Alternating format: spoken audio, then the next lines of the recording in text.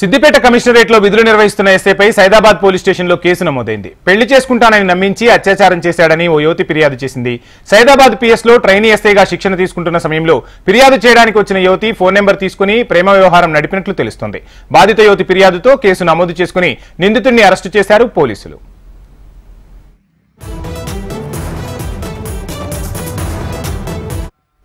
ఇదే అంశానికి సంబంధించి మరిన్ని డీటెయిల్స్ మా ప్రతినిధి అమరేందర్ అందిస్తారు. అమరేందర్,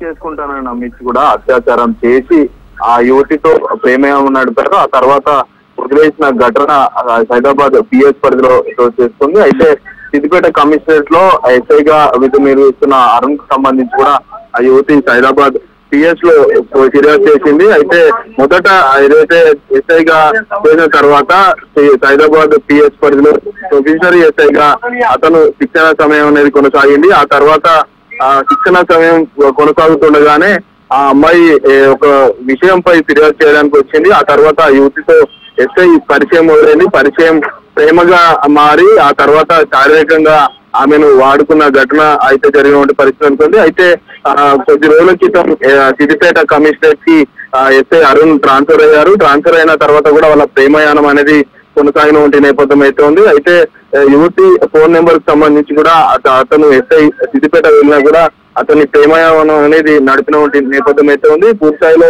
పెళ్లి చేసుకుంటానని నమ్మించి కూడా అత్యాచారం చేసి కూడా నన్ను శారీరకంగా వాడుకున్నారని కూడా ఎస్ఐ అరుణ్ పై ప్రస్తుతం సైదాబాద్ పిఎస్ లో యువత అయితే ఫిర్యాదు చేసింది.